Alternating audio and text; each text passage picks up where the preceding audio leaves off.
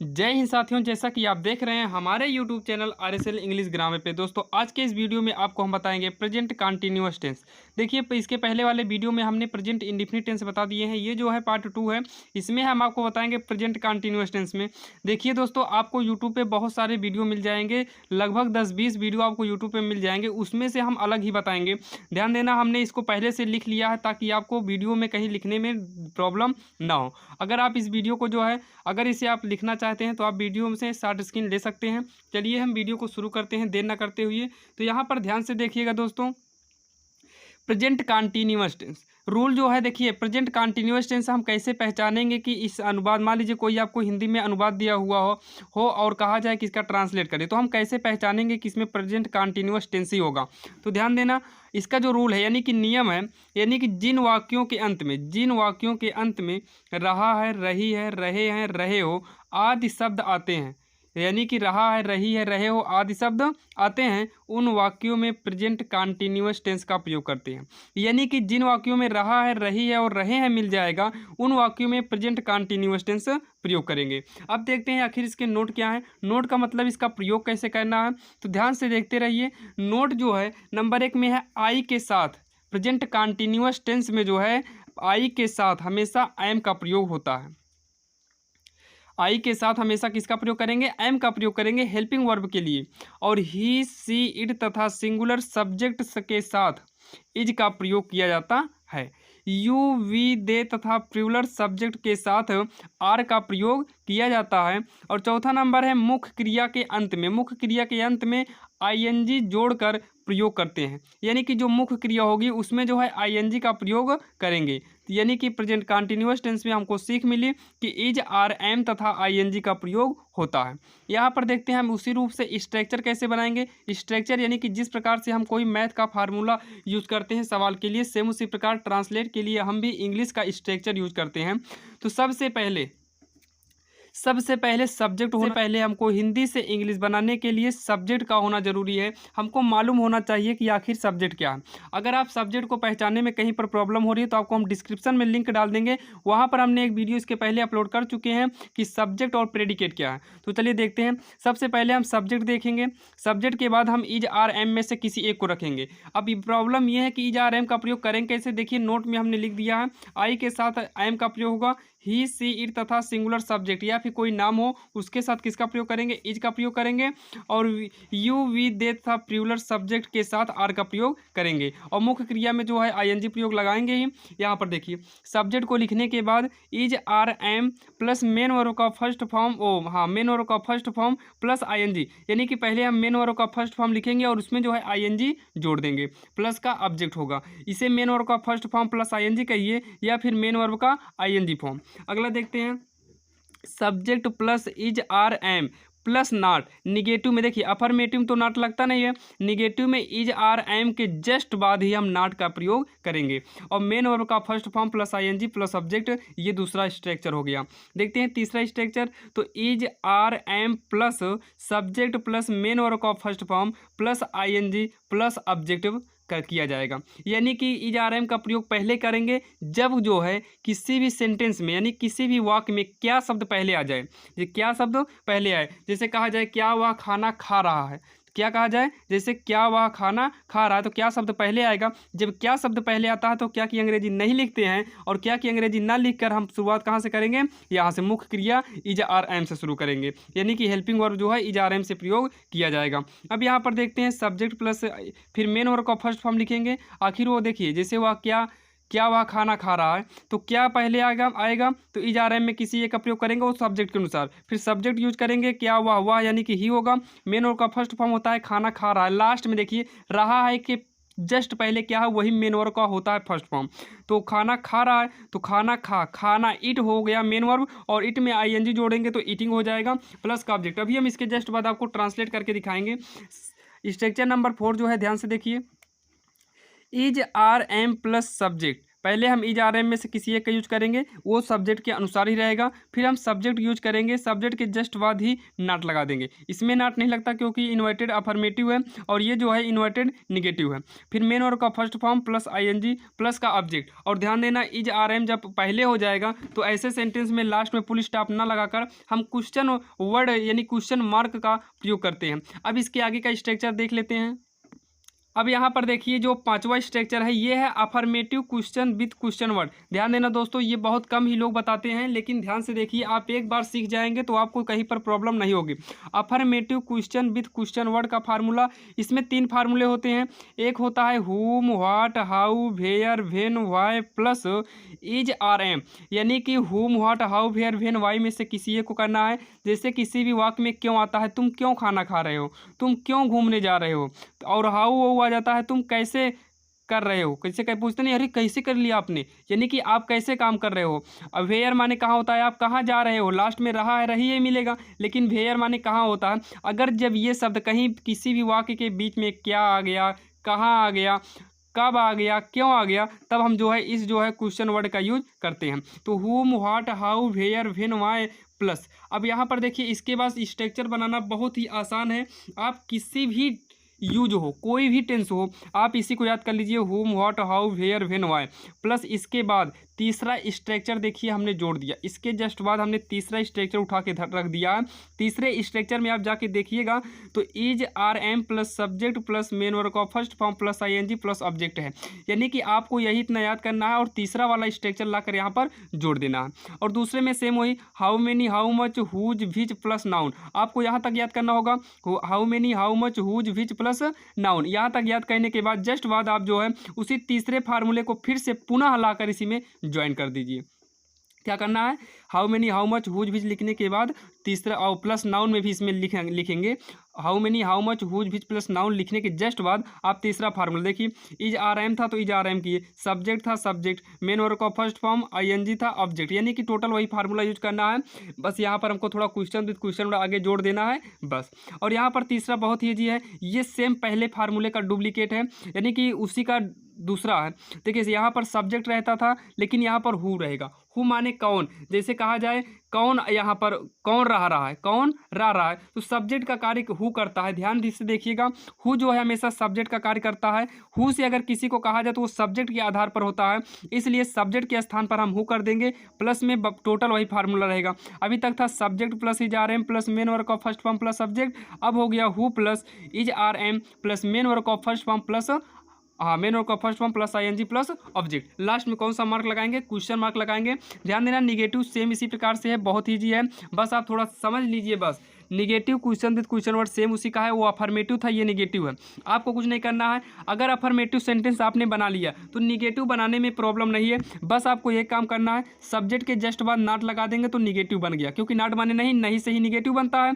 तो सब्जेक्ट के बाद नॉट लगाएंगे निगेटिव, यहाँ पर सब्जेक्ट के जस्ट बाद लगाएंगे निगेटिव, और यहाँ पर तो सब्जेक्ट है नहीं, तो सब्जेक्ट के स्थान पर कौन यूज हुआ है, हु, तो हु के बाद इज आर एम प्लस यहाँ नॉट लगता है, क्योंकि इज आर एम और सब्जेक्ट दोनों यूज करने के बाद ही हम नॉट करेंगे। यहाँ पर सब्जेक्ट के बाद नॉट लगाने का ये अर्थ है कि हमने इज आर एम का प्रयोग कर चुके हैं, इस वजह से सब्जेक्ट के जस्ट बाद नॉट लग गया। लेकिन यहाँ पर सब्जेक्ट के जस्ट बाद नॉट नहीं लगेगा क्योंकि इज आर एम अभी प्रयोग नहीं हुआ। अब देखिए निगेटिव में पूरा वही किया गया है, यहाँ पर ध्यान से देखिए निगेटिव पूरा वही है, is are am plus subject के जस्ट बाद नॉट लगा है। How many, how much, whose, which plus noun plus is are am plus subject just बाद ही नॉट लगा है, मेन वर्ब का first form plus ING plus object हो गया। अब तीसरे में देखते हैं, who is are am plus not लग गया, क्योंकि यहाँ पर सब्जेक्ट ये है तो इज आर एम का होना यही दोनों, यानी कि सब्जेक्ट और इज आर एम हो जाए तो हम नॉट लगा देंगे, और अगर नॉट यहाँ पर लगाएंगे तब गलत हो जाएगा। नॉट जो है सब्जेक्ट के जस्ट बाद होना चाहिए, अगर सब्जेक्ट के पहले इज आर एम लिख उठा है तब, अगर नहीं लिख उठा है तो सब्जेक्ट प्लस वर्ब प्लस जो है नॉट लगता है, subject plus verb plus not लगता है। अब यहाँ पर देखिए मेन वर्ब का फर्स्ट फॉर्म और यहीं पर साथ में रहेगा आईएनजी प्लस ऑब्जेक्ट। अब यहाँ पर देखते हैं अगला, यहाँ पर देखिए अगला जो है अफर्मेटिव सेंटेंस पर आधारित हमने कुछ ट्रांसलेट ले लिया। हम आपको पारी पारी पहले अफर्मेटिव सेंटेंस, फिर नेगेटिव सेंटेंस, उसके बाद हम क्वेश्चन जिसको बोलते हैं इन्वर्टेड सेंटेंस, हम इन्वर्टेड पे आएंगे, यानी कि तीनों में जो है हम कुछ 4-5 अनुवाद आपको बता देंगे। अगर आपको कहीं पर भी दिक्कत होगी तो आप हमारे RSL मैथ के डिस्क्रिप्शन में जो है कोई दूसरा वीडियो देख लीजिएगा, वहाँ पर हमने आपको सब्जेक्ट प्रेडिकेट बताने का प्रयास किया है। अब यहाँ पर देखिए अगर कोई फिर भी प्रॉब्लम हो तो आप कमेंट जरूर करिएगा। यहाँ पर देखिए जो सेंटेंस दिया गया है, यहाँ पर दिया है मैं परीक्षा दे रहा हूँ। क्या है? मैं परीक्षा दे रहा हूँ। इसका ट्रांसलेट करने के लिए सबसे पहले हमको पहले वाले स्ट्रक्चर में जाना होगा। उसमें का स्ट्रक्चर था कि सब्जेक्ट प्लस, तो सब्जेक्ट को लिखेंगे। इसमें सब्जेक्ट वो है जिसके बारे में कुछ कहा जाए, जिसके बारे में कुछ कहा जाए वही सब्जेक्ट है। तो मैं परीक्षा दे रहा हूँ, तो बात किसकी हो रही है? मेरे बारे में हो रही है कि मैं परीक्षा दे रहा हूँ। तो मैं क्या हो जाएगा? सब्जेक्ट, और मैं सब्जेक्ट होगा तो सब्जेक्ट को पहले लिखेंगे। आई माने होता है मैं। अब आई के साथ तो इसका यूज होता है आई एम का। आई के साथ हमेशा किसका यूज करेंगे? आई एम का। ध्यान देना, सब्जेक्ट लिखना है। सब्जेक्ट के बाद इज आर एम यानी कि रहा है तो इज आर एम में कोई यूज होगा, और आई के साथ हमेशा आई एम का यूज होता है। अब इसके बाद आता है क्या? मेन वर्ब का फर्स्ट फॉर्म। ध्यान देना, सब्जेक्ट यहाँ पर रहेगा और यहाँ पर इज आर एम में से कुछ मिलेगा। उसके बाद मेन वर्ब जस्ट इसके बाद इज आर एम के जस्ट बाद ही आता है मेन वर्ब का फर्स्ट फॉर्म, और इसी में लगा देंगे आई एन जी फॉर्म। क्या लगाएंगे? I N G form. उसके बाद हम यूज करेंगे ऑब्जेक्ट। तो ध्यान से देखिएगा, आई हो गया, आई के साथ एम हमने यूज कर लिया है। मेन वर्ब का फर्स्ट फॉर्म यानी कि देना। देना किसके मीन्स होता है? ध्यान देना, देना तो गिव मीन से होता है, लेकिन अगर कोई वस्तु दी जाए तो गिव यूज होता है। अगर परीक्षा देना कोई लिखने का काम देने के लिए कहा जाए, यानी कि देना कहा जो रियल में देने के स्थान पर कुछ और हो, यानी कि परीक्षा देने की बात, यानी कि परीक्षा लिखा जाएगा, यानी कि लिखने के स्थान पे हम देने का यूज कर रहे हैं, तो इस स्थिति में हम यूज करते हैं अपीयर। क्या यूज करेंगे? अपीयर। अपीयर की मीनिंग होती है APPEAR, और अपीयर में कौन सा फॉर्म यूज करेंगे? ING form. तो हो जाएगा अपीयरिंग। क्या हो जाएगा? अपीयरिंग। अब उसके बाद बचा क्या है? उसके बाद बचा क्या है? परीक्षा। तो परीक्षा दे रहे हैं, यानी कि इन द, क्या होगा? In the examination. In the examination, EXAMINATION, examination. Examination माने होता है परीक्षा। अगला देखते हैं, हम अपना पाठ याद कर रहे हैं। कौन याद कर रहा है? किसके बारे में कहा जा रहा? तो हम यानी कि हमारे बारे में कहा गया, तो सब्जेक्ट क्या होगा? हम होता है वी, और वी के साथ इसके पहले हमने नोट में बता दिया है, वी के साथ हमेशा किसका यूज करेंगे? आर का यूज। तो हो जाएगा वी आर। क्या होगा? We are learning. We are learning. We माने हम। यहाँ पर हो गया याद करना किसके मीन्स होगा, क्योंकि मेन वर्ब जस्ट इसके बाद आएगा, तो याद करना किसके मीन्स होता है? लर्न। इसमें कौन सा फॉर्म यूज करेंगे? ING। तो हो गया लर्निंग। उसके बाद बच्चा जो है ऑब्जेक्ट। ऑब्जेक्ट को लिखेंगे, क्या बच्चा है? अपना पाठ। तो वी के लिए, अपना के लिए हमेशा लगता है आवर, और पाठ यानी कि लेसन, आवर लेसन। अगर कोई दिक्कत होगी तो मंदिर जा रहे हैं तो सब्जेक्ट क्या है? माता जी। माता जी के लिए क्या यूज करेंगे? मदर। क्या यूज करेंगे? मदर। अब यहाँ पर देखिए जा रही हैं तो माता जी कोई एक होगा, तो इसलिए सिंगुलर है। सिंगुलर के साथ क्या यूज करेंगे? इज। जा रही हैं यानी कि गो माने जाना, ING फॉर्म यूज करेंगे, क्योंकि मेन वर्ब के फर्स्ट फॉर्म में ING जुड़ता है। हो जाएगा गोइंग। गोइंग टू मंदिर। मंदिर किसके मीन्स होता है? टेम्पल। गोइंग टू टेम्पल, या फिर गोइंग टू द टेम्पल। क्या लिखेंगे? Mother is going to the temple. Last में लगा देंगे फुल स्टॉप। अब यहाँ पर देखिए चांद आकाश में चमक रहा है। आपको सब्जेक्ट लिखना है, फिर आपको पीछे से शुरू कर देना है। कहाँ शुरू कर देना? पीछे से। चांद होता है मून। किसके मीन्स होता है? मून। तो मून के पहले दा लगाएंगे, हो जाए। यहाँ देखिए इसके अनुसार क्या लगाएंगे? मून के लिए क्या यूज होगा? इज यूज होगा, क्योंकि यहाँ पर चांद की बात किया है, कई चांद नहीं, एक चांद की बात किया है। लगना होता है शाइनिंग। क्या होता है? SHIN। यहाँ पर ई यूज करके होता है ई, लेकिन ING लगाएंगे तो शाइनिंग क्या हो जाएगा? SHINNING। शाइनिंग माने होता है चमकना। यहाँ पर देखिए SHI एक ही एन रहेगा, SHNING। शाइनिंग, शाइनिंग माने चमकना होता है। और आकाश में तो in the sky. In the sky, sky माने आकाश होता है, हो जाएगा इन द स्काई। अगला देखते हैं, जल्दी से आप इसको भी करके जो है बताइए क्या होगा इसका। तो यहाँ देखिए सब्जेक्ट क्या है? वह के लिए यूज करने वाले हैं ही के साथ क्या लगाएंगे? इज। और यहाँ पर है पढ़ना। पढ़ना किसके मीन्स होता है? पढ़ रहा है, यानी कि रीड। रीड के साथ क्या यूज करेंगे? ING फॉर्म, क्योंकि सब्जेक्ट प्लस ही जा रहे हैं, प्लस मेन वर्ब का फर्स्ट फॉर्म प्लस सब्जेक्ट। तो मेन वर्ब का फर्स्ट फॉर्म प्लस ING होता है। मेन वर्ब का first form plus ING plus object. Object क्या है? जो बचा होगा ये ऑब्जेक्ट है। रीडिंग, और बचा क्या है? बुक। तो बुक मतलब कोई एक किताब पढ़ रहा हो कि एक साथ कई किताब? एक किताब, तो इसलिए लगाते हैं आ बुक। बहुत से बच्चों यहाँ पर ए क्यों लगा? अरे भाई, कोई भी इंसान अगर कोई किताब पढ़ रहा है तो एक ही किताब तो पढ़ेगा प्रेजेंट टाइम पे, एक साथ कई किताब तो पढ़ नहीं पाएगा। इस वजह से जो है यहाँ पर ए लगाना पड़ा, इस वजह से यहाँ पर ए लगाना पड़ा। चलिए हम अगला देखते हैं निगेटिव सेंटेंस। हमने इसके पहले अफर्मेटिव सेंटेंस खत्म कर दिया। निगेटिव सेंटेंस यानी कि निगेटिव माने होता है नहीं। निगेटिव मतलब जिस वाक्य में नहीं शब्द आ जाए वो निगेटिव है, और बाकी सेम जिसे उसमें किया था सेम वही इसमें करना है। इजारम के बाद जस्ट नॉट लग जाएगा बस। तो चलिए शुरू करते हैं। सब्जेक्ट क्या है? सब्जेक्ट मैं है। ट्रांसलेट करने का ध्यान से देखना बहुत ही आसान तरीका है। आप सब्जेक्ट को लिखने के बाद जो है आप पीछे से शुरू करना शुरू कर दीजिए। बस सब्जेक्ट को लिखिए, पीछे शुरू कर दीजिए। कैसे? देखिए सब्जेक्ट क्या है? आई। आई के बाद यहाँ रहा है के लिए आई एम। उसके बाद लिखना किसके में से होता है? पहले निगेटिव को देख लीजिए। इज आर एम के बाद नॉट लगता है, निगेटिव है तो नॉट लगा दीजिए। उसके बाद पीछे से ही चलिए। तो लिखना किसके में से होता है? राइट। राइट में लिखना WRIT। लेकिन राइट का कौन सा फॉर्म यूज करना है ये भी ध्यान देना है। तो ING फॉर्म, तो राइट का ING फॉर्म होता है राइटिंग। यहाँ पर क्या जुड़ जाएगा? ING, क्योंकि अगर लास्ट में ई है तो ई को हटा के ING लगाते हैं। अब यहाँ पर देखिए बचा क्या है? पत्र। तो राइटिंग, राइटिंग के लिए क्या लिखेंगे? आ लेटर लिखेंगे, या तो आ लेटर लिखिए या फिर द लेटर, तो राइटिंग और लेटर। अगला देख लीजिए, वे नहीं खेल रहे हैं। कौन नहीं खेल रहा है? वे के लिए क्या यूज करेंगे? दे। और यहाँ पर देखिए दे के साथ क्या यूज करना है? आर। और यहाँ पर देखिए नाट है तो नाट यूज कर लीजिए पहले, और उसके बाद बचा क्या है? प्ले। प्ले का क्या होगा? प्ले ING फॉर्म लगा देंगे, हो जाएगा प्लेइंग। अब प्लेइंग के बाद क्या बचता है? ऑब्जेक्ट। ऑब्जेक्ट यानी कि कुछ बचा होना चाहिए, लेकिन इसमें कुछ बचा ही नहीं है, यानी कि इसमें ऑब्जेक्ट है ही नहीं। माताजी रामायण नहीं पढ़ रही हैं। कौन नहीं पढ़ रहा है? माताजी। माताजी होता है मदर। किसके में से होता है? मदर। मदर के साथ इज लगाएंगे, मदर के साथ इज लगाएंगे। अगर दा लगाने की इच्छा हो तो आप दा भी आगे लगा सकते हैं। Mother is not. पढ़ना किसके में से होता है? रीड। तो रीड का ING फॉर्म क्या हो जाएगा? हो जाएगा रीडिंग द रामायण। क्या पढ़ रहे हैं? रामायण। तो reading the Ramayana, reading the Ramayana. अब यहाँ पर देखिए वे सड़क पर नहीं दौड़ रहे हैं। कौन नहीं दौड़ रहा है? वे के लिए यूज करेंगे दे। दे के साथ प्रयोग होगा आर। दे आर होगा नॉट। दे आर फिर नॉट।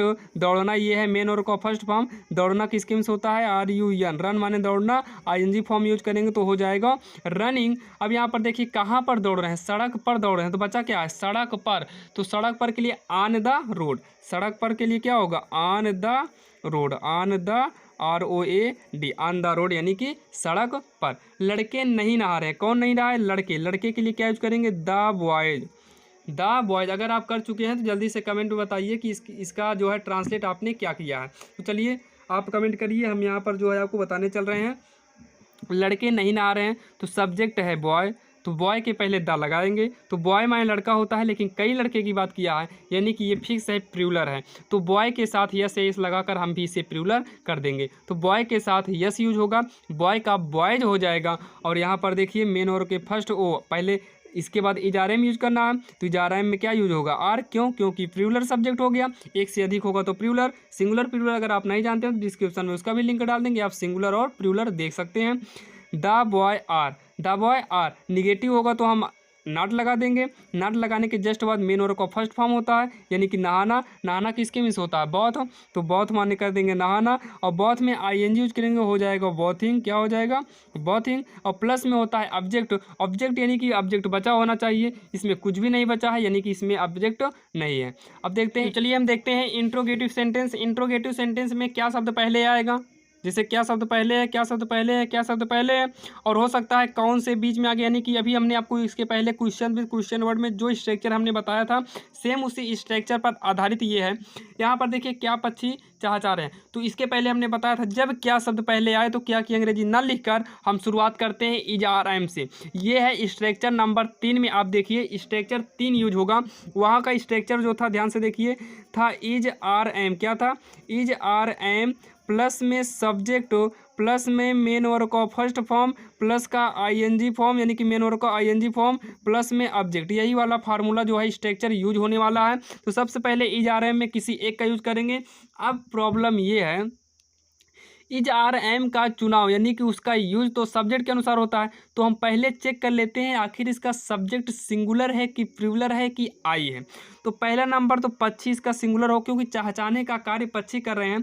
तो आई नहीं है तो पहला नंबर तो एम आपका कट गया। अब पक्षी देखना है सिंगुलर है कि प्लूरल। अगर एक होगा तो सिंगुलर और एक से अधिक होगा तो प्लूरल। बात है क्या पक्षी चहचहा रहे हैं। अच्छा ये बताइए कोई एक पक्षी चहचहाएगी? अगर कोई एक पक्षी कहेगी तो उसको कहेंगे चिल्ला रही है या बोल रही है। अगर कई पक्षियाँ मिलकर चिल्लाएंगी तब बोलेंगे कि चहचहाना। तो यानी कि यहाँ पर पक्षियाँ कई होंगी, झुंड में होनी चाहिए पक्षियाँ, यानी कि ये सिंगुलर नहीं, ये प्लूरल है। तो प्लूरल के लिए हम यूज करेंगे द बर्ड्स, यानी कि प्लूरल के लिए यहाँ पर यूज पहले हम करेंगे इसमें से आर का। किसका यूज करेंगे? आर का। तो हो गया आर। अब सब्जेक्ट यूज करेंगे, सब्जेक्ट पक्षियाँ हैं, तो पक्षियों के पहले हम द लगाएंगे क्योंकि ये कौन सा नाउन है? कॉमन नाउन है। तो आर द बर्ड्स माने होता है पक्षियाँ, BIRD, यस, बर्ड्स माने पक्षियाँ। अब उसके बाद आता है मेन वर्ब का फर्स्ट फॉर्म। तो मेन वर्ब का फर्स्ट फॉर्म यानी कि चहचहाना, इसका मेन वर्ब होगा। तो चहचहाने के लिए क्या करेंगे? चर्म यूज करेंगे, CHIRP। चार्प माने होता है यानी कि चहचहाना। और इसमें जो फॉर्म यूज होने वाला है वो फॉर्म कौन सा होना चाहिए? ING form. तो हो जाएगा चॉर्पिंग। अब यहाँ पर देखिए ऑब्जेक्ट की बात है, ऑब्जेक्ट यानी कि इसमें ऑब्जेक्ट बचा ही नहीं है, तो यही हो जाएगा क्वेश्चन मार्क, और हमारा हो गया ये ट्रांसलेट। अगला जो है आप जल्दी से करके जो है कमेंट में बताइए, तो हम इसका आंसर यानी कि इसको हम बताएं। तो चलिए कुछ लोगों ने कर लिया है, चलिए हम देखते हैं, आप मिला लीजिएगा। दिया है क्या सुनार अंगूठी बना रहा है। क्या शब्द पहले है तो क्या की अंग्रेजी नहीं लिखेंगे। सुनार चेक करना है क्या सिंगुलर है कि प्लूरल। अरे सुनार भाई को मान लेते हैं सिंगुलर, और सुनार सिंगुलर होता भी है। यहाँ पर देखिए सिंगुलर होता है और सिंगुलर के साथ हमेशा ये यूज करेंगे। सुनार जो होता है, सुनार होता है द गोल्डस्मिथ, यानी कि गोल्डस्मिथ माने होता है द लगाएंगे, क्योंकि सुनार अगर मान लीजिए यहाँ पर हमारे पास सुनार है वो भी सुनार होगा, आपके पास अंगूठी बनाने वाला है वो भी सुनार होगा। कहीं मार्केट में जाएंगे यानी कि एक ही नाम से कई लोग को बुला सके, तो वही होता है कॉमन नाउन। और उसी कॉमन नाउन के पहले क्या यूज करते हैं? द का प्रयोग। तो द हो जाएगा गोल्डस्मिथ, क्या हो जाएगा? गोल्ड स्मिथ, क्या होगा? Gold Smith. और यहाँ पर देखिए यस नहीं लगे, गोल्ड स्मिथ। बनाना होता है मेक, किसके में से बनाना होता है? मेक, MAK, और मेक में ING फॉर्म यूज करेंगे तो हो जाएगा मेकिंग। यहाँ पर ई लगता है मेक के लिए, लेकिन ई को हटा के ING लगाते हैं तो हो जाएगा मेकिंग। अब यहाँ पर बचा क्या है? अंगूठी बनाने की बात हुई है, तो मेकिंग और रिंग, मेकिंग और रिंग, यानी कि एक अंगूठी। अब यहाँ पर देखिए अगला है, क्या सीता स्कूल जा रही है। किसकी बात किया है? सीता। सीता सिंगुलर है, तो क्या पहले आएगा तो क्या की अंग्रेजी तो लिखी नहीं जाएगी। अगर क्या शब्द पहले आए तो क्या की अंग्रेजी नहीं लिखी जाती है। अब यहाँ पर सीता सब्जेक्ट क्या है? सिंगुलर है, तो सीता के अनुसार यहाँ पर इज आर एम का यूज करेंगे। तो सीता सिंगुलर है, सिंगुलर के साथ क्या यूज करेंगे? इज का। और सीता यहाँ पर सब्जेक्ट है तो इज सीता। यहाँ पर जाना है यानी कि गो के साथ ING form, going school, going to the, कहाँ पर? स्कूल, SCHOOL, और यहाँ पर यूज होगा क्वेश्चन मार्क। कोई दिक्कत हो तो जरूर बताइएगा। तुम कौन से स्कूल में पढ़ रहे हो, तो कौन से किसके में से होता है? भिज। अभी हमने आपको इसके पहले बताया था whom, what, how, where, when, why वाले में। सेकेंड वाला था how many, how much, whose, which. तो भिच आ गया, क्या हुआ? भिच माने कौन से? WHICH। और भिच के साथ हमने लिखा था भिच प्लस नाउन, क्या लिखा था? भिच प्लस नाउन, बीच प्लस नाउन। तो हो जाता है बीच के साथ कौन से के साथ क्या लगाएंगे? School, SCHOOL। अब यहाँ पर एक प्रॉब्लम फंस गई। अगर हमें स्कूल में लिखना है तो हम लिखते हैं इन द स्कूल, क्या लिखते हैं? In the school. अब यहाँ पर अगर हमने इसके बीच के साथ नाउन का प्रयोग यानी कि स्कूल हमने यूज कर दिया, तो हमारा प्रॉब्लम फंस गया कि आखिर हम इन का यूज करेंगे कहाँ। तो जब ये कंडीशन आएगी तो हम इन का यूज सबसे पहले करेंगे, हो जाएगा ही इन विच स्कूल। इसका मतलब हो गया कौन से स्कूल में। इन पहले यूज करेंगे, यहाँ पर यूज नहीं करेंगे, अन्यथा गलत हो जाएगा। तो हम इस कंडीशन में, जब ये कंडीशन आए और इस नाउन के पहले इन, आन कुछ भी यूज करना हो तो उसका उपयोग हम सबसे पहले कर देंगे और हो जाएगा इन विच स्कूल। इसका मतलब कौन से स्कूल में। अब सब्जेक्ट को हेरते हैं, लेकिन सब्जेक्ट से पहले हमें इज आर एम यूज करना है, तो इसके लिए क्या यूज होगा? इन विच स्कूल। कौन से स्कूल कोई निश्चित है नहीं, एक से कई हो सकते हैं, अनेक भी हो सकते हैं, तो यहाँ पर यूज करेंगे और क्या यूज करेंगे? और सब्जेक्ट है यू, मेन और का फर्स्ट फॉर्म क्या है? पढ़ना, और पढ़ना रीड माने होता है। ING फॉर्म क्या हो जाएगा? रीडिंग, और होगा ऑब्जेक्ट, ऑब्जेक्ट बचा ही नहीं है, यही हो जाएगा ट्रांसलेट। अब देखते हैं मुझे कौन बुला रहा है। कौन यानी कि आप देखिए मुझे कौन बुला रहा है, ये कौन सा स्ट्रक्चर वाक्य है, आप समझ गए होंगे। क्वेश्चन विद क्वेश्चन वर्ड का तीसरा वाला है जिसमें हु होता है। हु माने कौन, हु के बाद इज आर एम लगता है। और ध्यान देना हु यानी कि हु जो है, हु हमेशा सिंगुलर होता है और सिंगुलर के साथ हमेशा इज का प्रयोग करते हैं। यहाँ पर देखिए वर्ब है क्या है? कॉल, CALL, कॉल के साथ ING करेंगे तो हो जाएगा कॉलिंग। और यहाँ पर मी माने मुझे। और यहाँ पर ध्यान देना, एक गलती मत करना, मुझे को सब्जेक्ट बनाने की कोशिश मत करिए, क्योंकि मुझे सब्जेक्ट हो ही नहीं सकता। जब हु आ जाए तो हु ही सब्जेक्ट होता है। Subject plus is are am plus यानी कि सब्जेक्ट के स्थान पे हु है प्लस इज आर एम होता है। इज आर एम में कोई एक यूज करेंगे।